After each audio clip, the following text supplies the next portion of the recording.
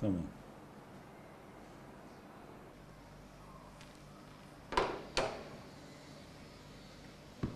Okullarımızın yaz tatiline girmesiyle beraber 22 Haziran Pazartesi günü başlayan yaz Kur'an kurslarımız 21 Ağustos Cuma itibariyle sona ermiş durumda.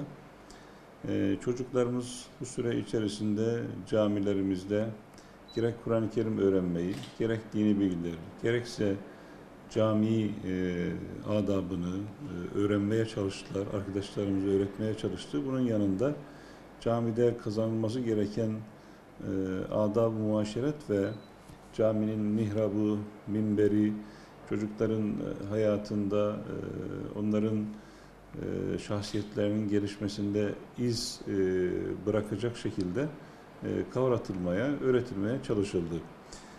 Hamdolsun bütün Türkiye genelinde olduğu gibi Diyarbakır'ımızda da yaz Kur'an kurslarımıza yoğun bir şekilde ilgi gösteriyor vatandaşlarımız. Birkaç yıldır bildiğiniz gibi Ramazan ayına denk geliyor yaz kurslarımız. Böylelikle Ramazan-ı Şerif'in de Kur'an'ın ayı olması dolayısıyla mukabeleler takip ediyor çocuklarımız aynı zamanda. Kur'an-ı Kerim'le olan münasebetleri daha da sıklaşıyor. Biz bütün bu çabaların Kur'an-ı Kerim'i güzel öğrenmeye, doğru anlamaya ve hayatımıza yansıtmaya vesile olmasını Cenab-ı Hak'tan niyaz ediyoruz. Bu sene Diyarbakır'ımızda yaklaşık 32 bin civarında erkek öğrencimiz, 26-27 bin civarında da kız öğrencimiz olmak üzere işte 58 bin kadar çocuğumuz Kur'an kurslarına devam ettiler. Yaz Kur'an kursunun bitmesiyle beraber tabii çocuklarımızın dini eğitimi tamamlanmıyor. Ben sizlerin aracılığınızla velilerimize seslenmek istiyorum. Çocuklarımıza mümkünse İmam Hatip ortaokullarında Kur'an-ı Kerim ve Arapçayı öğrenme zemini fırsatı tanıyalım. Liselerinde mümkünse bu fırsatı devam ettirelim. Bu mümkün olmuyorsa hangi okula devam ediyorsa etsinler mutlaka çocuklarımızın Kur'an-ı Kerim'i ve Hz. Peygamber'in hayatını seçmeli ders olarak almalarını, seçmelerini mutlaka takipçisi olalım. Bazen yeteri kadar öğretmenimiz yok, yeteri kadar talep eden yok gibi gerekçelerle çocuklarımızın bu imkanlardan istifade etmelerinin önüne belki engeller koyulabiliyor. Bütün velilerin takibi bu noktada çok önemli. Çocuklarımızın mutlaka çok güzel bir imkan olan, çok güzel bir fırsat olan Hz. Peygamber'in hayatı ve Kur'an-ı Kerim dersiyle tanışmalarını, o dersleri almalarını temin etmeye çalışalım inşallah. Biliyorsunuz eğer manevi eğitim olmazsa çocuklarımızın yetişmesinde hangi okulu bitirirse bitirsin, hangi işi kurarsa kursun, ne kadar başarılı bir iş adamı olursa olsun, ne kadar çok gelir sahibi olursa olsun bunun Allah katında bir değeri yoktur. Şimdi biz yaz Kur'an kursu süresince çocuklarımızla günde işte en fazla 3 saat muhatap olabildik, arkadaşlarımız olabildiler. Bu çocuklarımızın kalan 21 saati, uykuyu, yeme, içmeyi çıkarırsanız, hadi 10 saat de ona ayırın.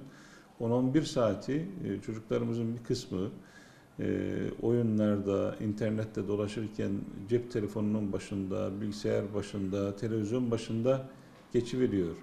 Yani kalbini bastığı bir tuşla çocuğa hangi dünyaların açıldığını ve zihnini ve kalbini nelerin doldurduğunu ya da nelerin kirlettiğini tespit etme imkanına çoğu zaman sahip olamıyoruz.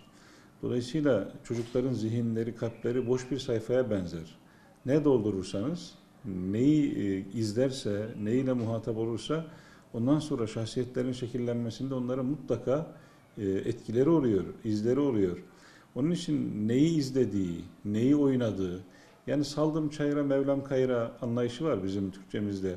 Böyle değil yani ne olursa olsun ya hocaya gidiyor, okula nasıl olsa gidiyor, nasıl olsa filan yere gidip geliyor. Hayır, her veli, her anne baba çocuğun karnını doyurmayı düşündüğü kadar en az, hatta ondan daha fazla zihnini ve kalbini doyurmanın yollarını aramalı. Yani izlediği biliyorsunuz çok uç ekstrem örnekler toplumda çok yaygın yaşanan hadiselermiş gibi dizi film haline getiriliyor. çarpık ilişkiler, bazen bağışlayın ensest ilişkiler, bazen toplumda belki binde bir bile oranda gözükmeyecek yanlışlar sanki çok yaygınmış gibi. Bunun şöyle bir neticesi oluyor. Normalleşiyor zamanla, kabullenilir hale geliyor, alışkanlık kesbediyor insanlar ve artık insanın bünyesi ona tepki göstermez hale geliyor. Onun için çocuklarımızın izlemesinde seçici davranmak, oynamasında seçici davranmak, arkadaşlıklarında seçici davranmak. Hz. Peygamber Aleyhisselatü Vesselam'ın kişi arkadaşının dini üzeredir. Sizden biriniz kiminle arkadaşlık ettiğine baksın ifadelerinde buyurdukları gibi çocuklar yani eve gelirken ayağına bulaşan çamuru düşündüğümüz kadar zihnine bulaşan çamuru, kiri, pası bulmaya ve mutlaka onları iyiye, doğruya, güzele yönlendirmeye ihtiyaç var. Bir anne babanın da en önemli görevi de budur zaten.